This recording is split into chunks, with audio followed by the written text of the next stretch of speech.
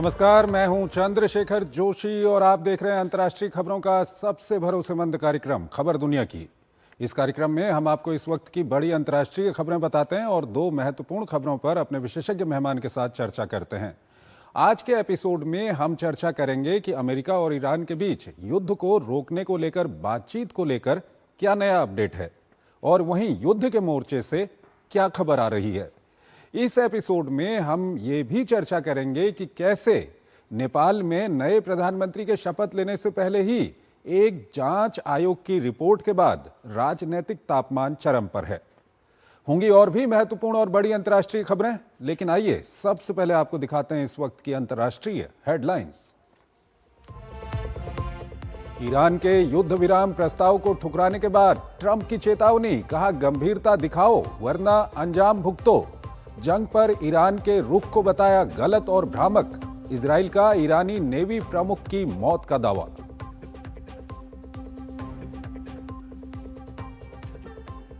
Ukraine संकट को लेकर राष्ट्रपति जेलेंस्की का बड़ा दावा, कहा डोनबास छोड़ने की शर्त पर अमेरिका सुरक्षा गारंटी देने को तैयार।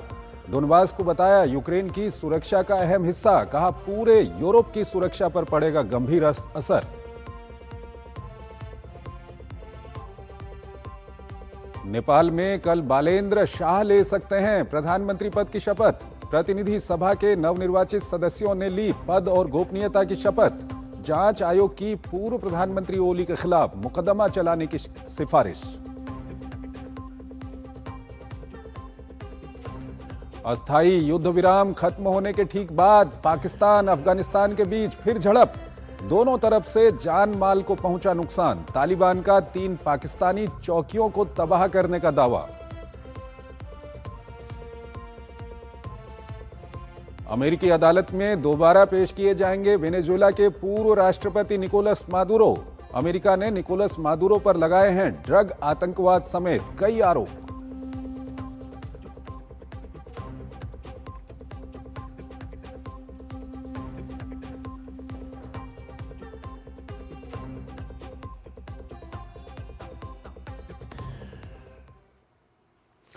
और आइए पहली बड़ी खबर की ओर आपको लिए चलते हैं। अमेरिका की ओर से ईरान को दी गई बातचीत की मोहलत अब खत्म होने वाली है। अभी तक बातचीत में कोई सफलता नहीं मिलने के कारण पूरी दुनिया घबराई हुई है। डर यह है कि कहीं अब पश्चिम एशिया में इजराइल, अमेरिका और ईरान के बीच में चल रहा युद्ध और भीषण ना हो जाए। कहीं अमेरिका ईरानी ऊर्जा संस्थानों को निशाना बनाना शुरू ना कर दे, बदले में ईरान खाड़ी देशों में हड़कंप मचाना न शुरू कर दे। वहीं अमेरिकी जमीनी कार्रवाई का डर भी बना हुआ है। आइए आपको ताजा घटनाक्रमों से जुड़ी एक रिपोर्ट दिखाते हैं और फिर इस पर अपने विशेषज्ञ मेहमान से हम चर्चा करेंगे। अमेरिकी राष्ट्रपति डोनाल्ड ट्रंप द्वारा ईरानी बिजली संयंत्रों पर हमला न करने की दी गई 5 दिन की समय सीमा शुक्रवार को समाप्त हो रही है। सीजफायर पर बातचीत को लेकर दोनों तरफ से विरोधी भाषी बयानों से ये विश्वास कर पाना मुश्किल है कि कौन सच बोल रहा है। इस बीच खबर है कि अमेरिका ईरान के खार्ग द्वीप पर जमीनी हमला कर सकता है। बताया जा रहा है कि अमेरिका अपनी 82वीं एयरबॉर्न डिवीजन को भी ईरान में उतारने की तैयारी कर रहा है। इन आशंकाओं के मद्देनजर ईरान ने लाल सागर में बाब अल मंदेब स्टेट को बंद करने की चेतावनी दे डाली है। यमन के पास स्थित बाब अल मंदेब स्टेट लाल सागर और अरब सागर को जोड़ता है। यहीं पर ईरान के समर्थित हूती समूह सक्रिय हैं। पहले भी गाजा युद्ध के समय हूतियों ने यहां से गुजरने वाले जहाजों को बाधित करने की कोशिश की थी। अगर ऐसा होता है तो संघर्ष के और लंबे खिंचने की आशंका बढ़ जाती है। इस बीच ईरानी विदेश मंत्री अब्बास अराक्ची ने कहा है कि होर्मुज का रास्ता सिर्फ दुश्मन और उनके साथियों के लिए बंद है, न कि मित्र देशों के लिए। उन्होंने भारत, रूस, चीन, इराक, पाकिस्तान का नाम लेते हुए कहा कि इन देशों को आने जाने की अनुमति है। उधर वार्ता के मोर्चे पर ईरान ने ट्रंप के प्रस्ताव को नामंजूर कर दिया है, लेकिन साथ ही इसकी समीक्षा किए जाने की बात कहकर सस्पेंस को और गहरा दिया है। ईरानी विदेश मंत्री अराक्ची ने कहा कि पर्दे के पीछे से प्रस्ताव भेज जाने को अमेरिका के साथ बातचीत नहीं मानी जा सकती है। राष्ट्रपति ट्रंप अब भी इस बात पर डटे हुए हैं कि ईरान किसी कीमत पर समझौता चाहता है, इसके लिए बातचीत भी कर रहा है, लेकिन इनकार सिर्फ इसलिए है कि कहीं उन्हें मार न दिया जाए।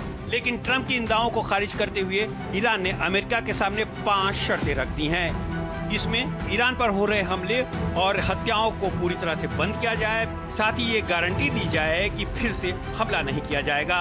जंग सभी मोर्चे पर एक साथ बंद की जाए, ईरान को हुर्मुज पर पूरा नियंत्रण मिले। इससे पहले अमेरिका द्वारा भेजे गए प्रस्ताव में 30 दिन के cease fire, Natanz, Isfahan, Fordow परमाणु संयंत्रों को बंद करने, परमाणु हथियार न बनाने की गारंटी देने, संवर्धित यूरेनियम आईएईए को सौंपने, संयंत्रों को आईएईए की निगरानी में देने, यूरेनियम संवर्धन पर पूरी तरह विराम लगाने, बैलिस्टिक मिसाइल कार्यक्रमों को सीमित करने, क्षेत्रीय प्रॉक्सी समूहों को समर्थन बंद करने, ऊर्जा ठिकानों पर ईरान द्वारा किए जा रहे हमले को बंद करने, हुर्मुज स्ट्रेट को फिर से खोलने, इसके बदले में ईरान पर लगे प्रतिबंध हटाने, यूएन के बैक स्नैप प्रतिबंध मैकेनिज्म को खत्म करने, बुशेयर परमाणु संयंत्र के लिए अमेरिकी मदद से बिजली उत्पादन करने जैसे कुछ अहम बिंदु शामिल हैं। दावा किया जा रहा है कि ईरान ने स्टीव विटकॉफ और जेरेड कुशनर के साथ बातचीत करने से इनकार कर दिया है, इसलिए इसी हफ्ते उपराष्ट्रपति जेडी वेंस मध्यस्थों के साथ बातचीत कर सकते हैं। हालांकि व्हाइट हाउस ने इस पर गोलमोल जवाब दिया है। इस बीच दोनों तरफ से एक दूसरे पर हमले भी जारी है। इजराइल ने आईआरजीसी की नेवी कमांडर अली रजा तंगसीरी को एक हमले में मार गिराने का दावा किया है। उन्हें ईरान के समुद्री सैन्य रणनीति का अहम चेहरा माना जाता है। खास तौर पर हुर्मुज में जहाजों की निगरानी और सैन्य कार्रवाई में उनकी बड़ी भूमिका रही है।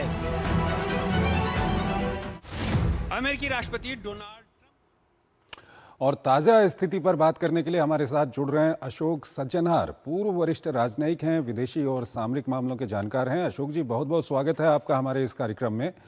अशोक जी, अभी तक जो परिस्थिति जिस तरह की बनी हुई है उसका विश्लेषण आप किस तरह से करेंगे? देखिए, मेरे विचार से पहले बहुत धन्यवाद चंद्रशेखर जी।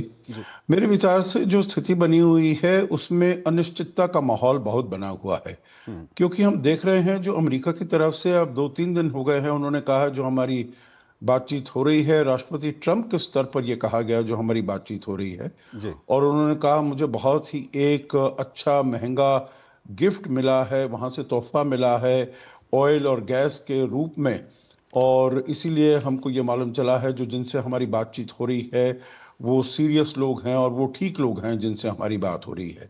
वो ये भी कह रहे हैं जो क्योंकि उनको ख़तरा है जिनके साथ बातचीत हो रही है कहीं उनको भी नहीं मार दिया जाए, तो इसीलिए उनके नाम नहीं बताने चाहिए, वो सामने नहीं आ रहे हैं।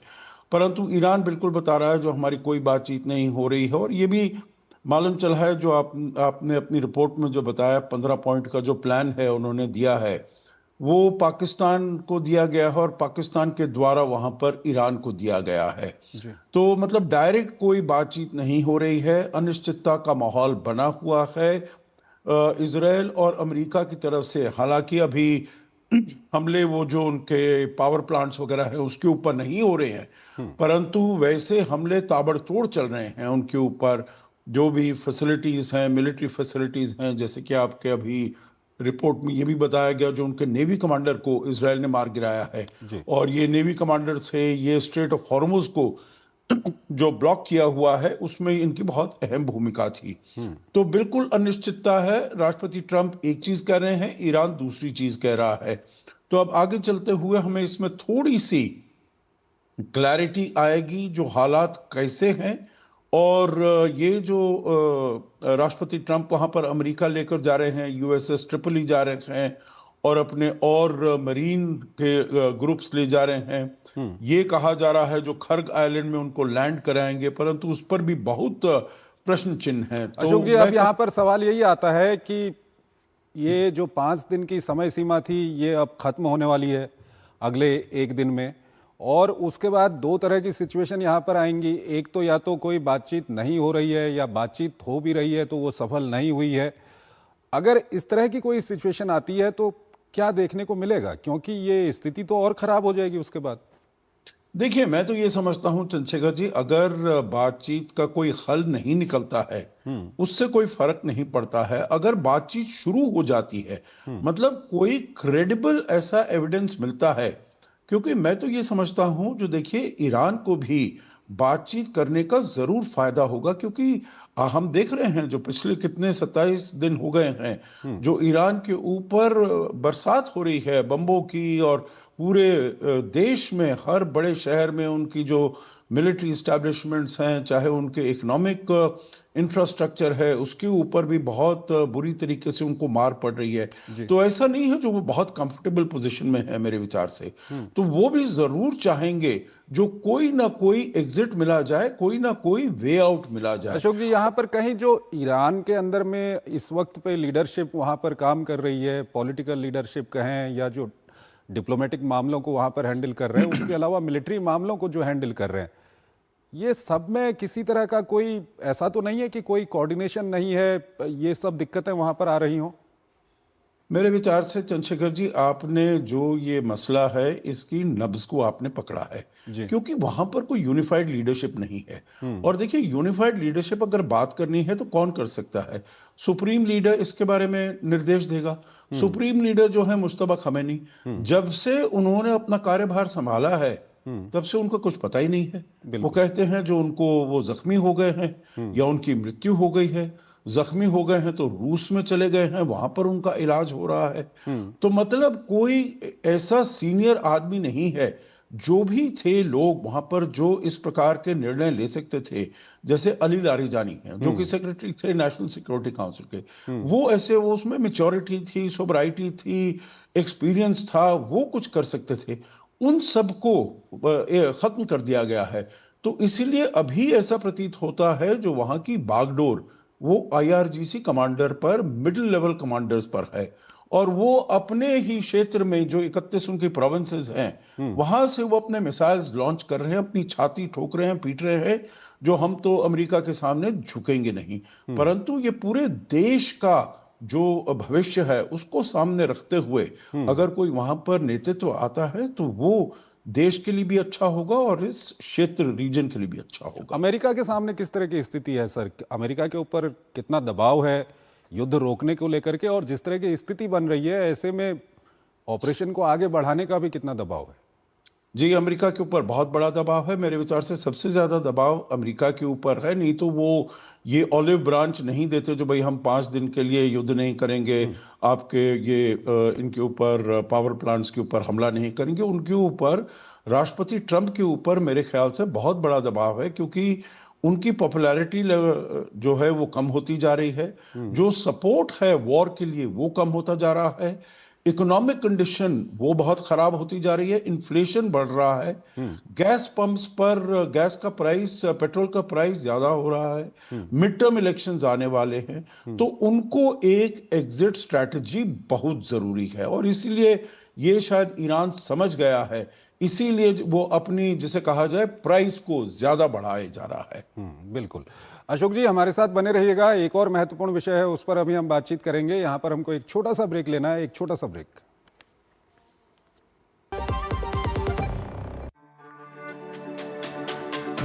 मेरी पसंद, मेरी पसंद,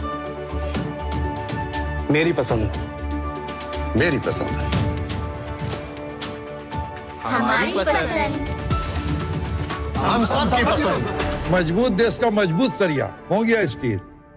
पढ़ता है, खेलता है, झूलता उछलता है, दौड़ता कभी कभी दौड़ कराता है, आगे आगे बढ़ता है इंडिया, अमूल दूध पीता है इंडिया। स्वागत है आपका ब्रेक के बाद। अगली बड़ी खबर की ओर आपको लिए चलते हैं। नेपाल बालेंद्र शाह के नेतृत्व में देश में नई सरकार बनाने की ओर अग्रसर है और इस सिलसिले में तैयारियां भी तेज हो गई हैं। लेकिन इस सब के बीच एक जांच आयोग की रिपोर्ट से देश की राजनीति में भूचाल आ गया है। इस रिपोर्ट में पूर्व प्रधानमंत्री केपी शर्मा ओली, तत्कालीन गृह मंत्री और पुलिस प्रमुख पर गंभीर आरोप हैं। वहीं जांच आयोग पर भी सवाल उठ रहे हैं। आइए आपको इस संबंध में पूरी खबर दिखाते हैं और फिर इस पर अपने विशेषज्ञ मेहमान से हम बातचीत करेंगे। नेपाल में नए प्रधानमंत्री की शपथ से ठीक पहले एक जांच आयोग की रिपोर्ट ने राजनीतिक तापमान बढ़ा दिया है। पिछले साल हुए आंदोलन के दौरान हिंसक घटनाओं की जांच के लिए गठित आयोग ने अपनी रिपोर्ट को अंतरिम प्रधानमंत्री सुशीला कार्की को सौंप दिया है। रिपोर्ट के मुताबिक शुरुआती विरोध प्रदर्शन भ्रष्टाचार और सोशल मीडिया पर प्रतिबंध को लेकर उपजे जनाक्रोश से प्रेरित थे, लेकिन बाद में आपराधिक तत्वों और लुटेरों की इस आंदोलन में घुसपैठ हो गई। जिसके बाद देश भर में व्यापक हिंसा का दौर शुरू हो गया। हालांकि रिपोर्ट आपराधिक समूहों की पहचान या उनके संभावित संबंधों को लेकर पूरी तरह मौन रही है। बहरहाल उच्च स्तरीय जांच आयोग की रिपोर्ट में पूर्व प्रधानमंत्री ओली, पूर्व गृह मंत्री और तत्कालीन पुलिस प्रमुख के खिलाफ आपराधिक जांच और मुकदमा चलाने की सिफारिश की गई है। गौरी बहादुर कार्की की अध्यक्षता वाले आयोग ने प्रदर्शनकारियों की मौत के मामले में लापरवाही और गैर जिम्मेदाराना रवैये की ओर इशारा करते हुए उनके खिलाफ कार्रवाई की सिफारिश की। यदि आयोग की सिफारिशों के आधार पर मुकदमा चलता है तो दोषियों को 3 से 10 साल तक की सजा और अधिकतम 30,000 नेपाली रुपए का जुर्माना हो सकता है। हालांकि जेन जी हिंसा की जांच को लेकर आयोग की रिपोर्ट सवालों के घेरे में है। आयोग पर आरोप है कि उसने अपनी अधिकांश पड़ताल 8 सितंबर की घटनाओं तक ही सीमित रखा, जबकि प्रचंड हिंसा का दौर अगले 2 दिनों तक चला। आयोग पर 9 सितंबर को हुई व्यापक हिंसा और सरकारी संस्थाओं पर हमले की जांच अधूरी छोड़ने का भी आरोप लगा है। इसलिए संसद, सिंह दरबार, सर्वोच्च न्यायालय और प्रधानमंत्री आवास जैसे महत्वपूर्ण स्थलों पर हुए हमलों की गहन जांच न होने से आयोग की निष्पक्षता पर गंभीर सवाल उठ रहे हैं। लेकिन आयोग ने अपने दायरे का बचाव करते हुए कहा कि सीमित समय, मानव संसाधन और बजट के चलते 9 सितंबर को देशव्यापी हिंसा का सूक्ष्म विश्लेषण करना असंभव था। भले ही सितंबर 2025 में जेन जी आंदोलन का तत्कालिक कारण सोशल मीडिया पर प्रतिबंध रहा हो, लेकिन युवाओं के अंदर असंतोष काफी लंबे समय से उबाल मार रहा था। सोशल मीडिया के खिलाफ सरकार के फैसले से जेन जी का गुस्सा भड़क उठा। सड़कों पर उतरी जेन जी ने खुद को महंगाई, बेरोजगारी और भ्रष्टाचार के आंदोलन से जोड़ लिया। हालांकि आंदोलन कुछ समय बाद शांत पड़ा, जिसके बाद सुशीला कार्की के नेतृत्व में अंतरिम सरकार का गठन हुआ। अंतरिम सरकार के मुखिया कार्की ने आंदोलन के व्यापक जांच का भरोसा देते हुए आयोग का गठन किया। नेपाल में 6 महीने के अंदर संसदीय चुनाव कराया गया, जिसमें महज 4 साल पुरानी पार्टी ने करीब 2/3 बहुमत के साथ एक नई इबारत लिख दी। 5 मार्च को हुए चुनाव में जेन जी के सबसे चहेते प्रधानमंत्री पद के उम्मीदवार बालेन शाह ने वो कारनामा कर दिखाया जो नेपाल के इतिहास में अब तक नहीं हुआ था। बहरहाल नेपाल को बालेन शाह के रूप में 27 मार्च को प्रधानमंत्री के तौर पर ऐसा चेहरा मिलने जा रहा है जो अब तक का सबसे युवा और पसंदीदा चेहरा होगा। Bureau report, DD news. Ashok Sajjanhar हमारे साथ जुड़े हुए हैं, पूर्व वरिष्ठ राजनयिक हैं, विदेशी मामलों के जानकार हैं, उनसे हम बातचीत करेंगे। अशोक जी, अगर नेपाल की हम बात करें तो बालेंद्र शाह को आरपीपी का पार्लियामेंट्री पार्टी का नेता चुन लिया गया है और बहुत संभावना है कि कल वो प्रधानमंत्री पद की शपथ भी ले लें। लेकिन इस सब के बीच जो ये जांच आयोग की रिपोर्ट को लेकर के वहां पर राजनीति गर्म हो गई है, क्या कुछ कहेंगे आप? जी, 2 बहुत महत्वपूर्ण मुद्दे आपने उठाए हैं चंद्रशेखर जी, और इसमें सबसे पहला तो है जो ये इनकी जो बालेंद्र शाह की आरएसपी जो पार्टी है उसको 182 सीटें मिली हैं 275 में से, मतलब करीब 2/3 के बिल्कुल आसपास इसका आंकड़ा पहुंच गया है, केवल 3 कम है।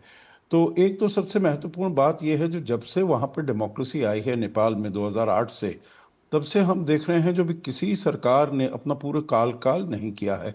किसी सरकार को किसी इलेक्शन में पूरा वो नहीं मिला है, मेजॉरिटी नहीं मिला है। यहाँ तक कि आप देखिए 2008 से लेकर 2025 तक 17 साल हुए, 17 साल में वहाँ पर 15 सरकारें गिरी हैं।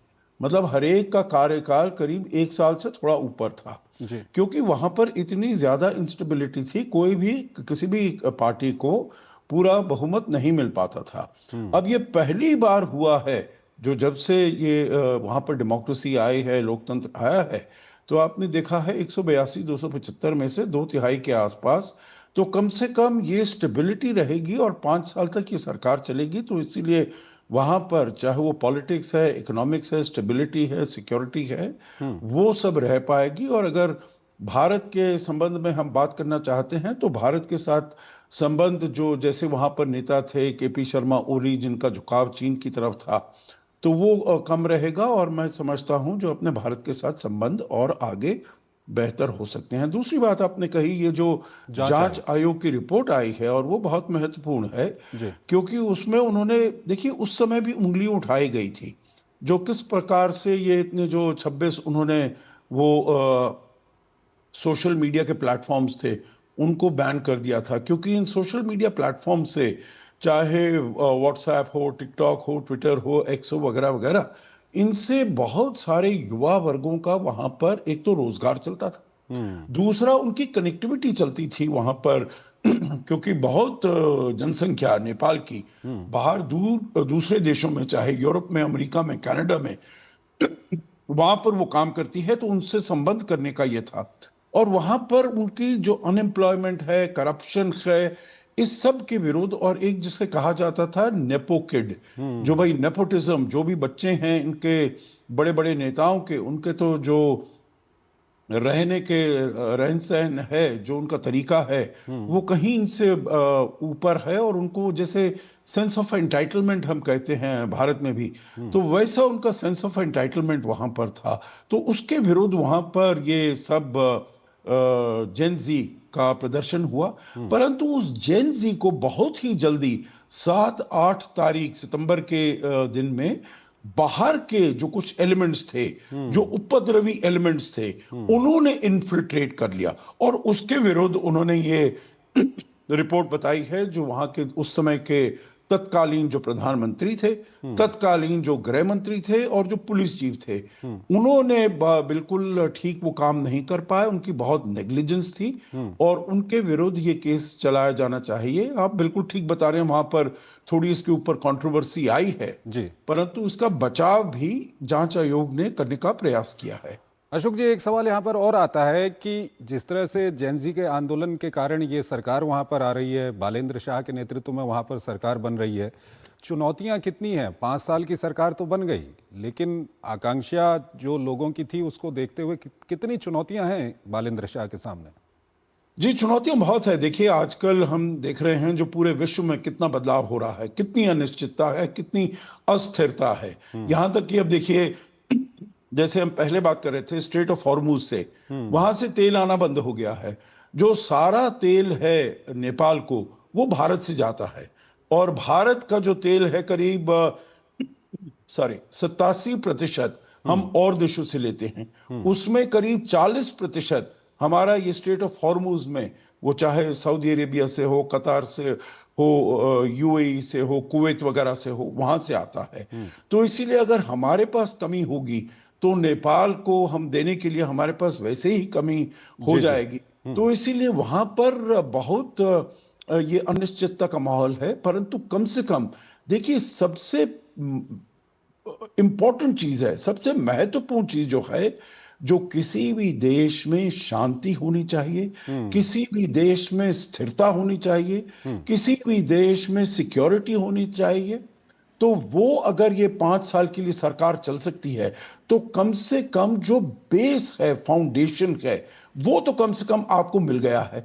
और ये वाली जो सरकार है, ये युवा सरकार है, ये एक दूसरे चीन को भारत के विरुद्ध लड़ाने और भारत को चीन के विरुद्ध करने में मेरे विचार से इसका इतना ज्यादा इंटरेस्ट नहीं रहेगा। आखिरी बात, बालेंद्र शाह जो है वो मधेश के हैं, वो तराई रीजन के हैं, भारत में पड़े हुए हैं। तो जो केपी शर्मा ओली अपनी जो पॉलिटिक्स करते थे, राजनीति करते थे, जो चीन की तरफ जाएंगे, वहां का बेल्ट एंड रोड इनिशिएटिव करेंगे, कम से कम बालेंद्र शाह ये नहीं करेंगे। और भारत में प्रधानमंत्री मोदी ने सबसे पहले उनको ये बताया है, जो हम आपके साथ मिलकर काम करने के लिए बिल्कुल ही तत्पर हैं और तैयार हैं। ठीक है सर, बहुत बहुत शुक्रिया सर, आप हमारे इस कार्यक्रम में जुड़े और दोनों ही महत्वपूर्ण विषयों पर आपने अपना महत्वपूर्ण विश्लेषण हमारे दर्शकों के साथ साझा किया।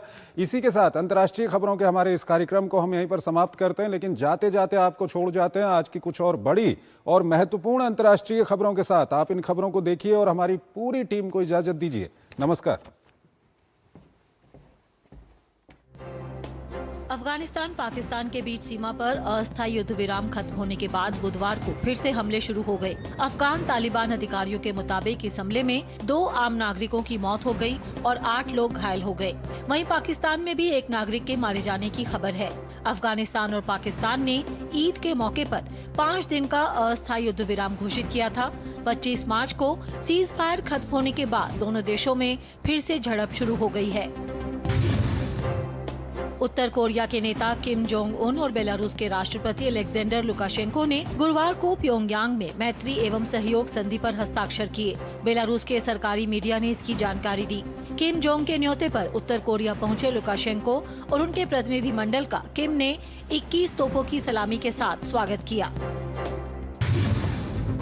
अमेरिकी सेना ने बुधवार को कैरेबियन सागर में मादक पदार्थों की तस्करी के संदेह में एक नाव पर हमला कर दिया। इस हमले में 4 लोगों की मौत हो गई। यह अभियान ट्रंप प्रशासन द्वारा लैटिन अमेरिका में कथित तस्करों को निशाना बनाने के लिए चलाए जा रहे एक अभियान का हिस्सा है, जिसके तहत पिछले साल सितंबर की शुरुआत से अब तक करीब 163 लोगों की मौत हो चुकी है। बांग्लादेश के राजबारी जिले में एक यात्री बस के नदी में गिरने से 24 लोगों की मौत हो गई। ये हादसा बस के परिवहन नौका पर चढ़ने के दौरान हुआ। बताया जा रहा है कि ड्राइवर ने बस से अपना कंट्रोल खो दिया, जिसके बाद बस सीधे 30 फीट गहरी नदी में जा गिरी। बस में करीब 40 लोग सवार थे। हादसे के बाद मौके पर अफरा तफरी मच गई। बस से कुछ यात्रियों ने तैरकर अपनी जान बचाई। सूचना मिलते ही दमकल विभाग की टीमें मौके पर पहुंची और राहत बचाव अभियान शुरू किया। नाइजीरिया के उत्तर पश्चिमी प्रांत केबी में एक आपातकालीन सूचना पर कार्रवाई कर रहे नाइजीरियाई सुरक्षा बलों पर सशस्त्र आतंकवादियों ने पहले से घात लगाकर हमला कर दिया। इस हमले में 10 सुरक्षा कर्मियों समेत 11 स्थानीय नागरिकों की मौत हो गई। अमेरिका के वॉशिंगटन में आयोजित एक वैश्विक शिखर सम्मेलन के दौरान अमेरिका की प्रथम महिला मेलानिया ट्रंप ने एक अनोखा मेहमान पेश किया। फिगर 3 नाम के इस ब्लैक एंड व्हाइट रोबोट ने बंगाली सहित 11 भाषाओं में मेहमानों का स्वागत किया। यह रोबोट भविष्य की तकनीक और शिक्षा की एक नई तस्वीर पेश करता है। इस रोबोट ने सम्मेलन में मौजूद मेहमानों का 11 अलग अलग भाषाओं में स्वागत किया। रोबोट ने स्वागतम कहकर मेहमानों का अभिनंदन किया, जिसे बंगाली भाषा के रूप में बताया गया है।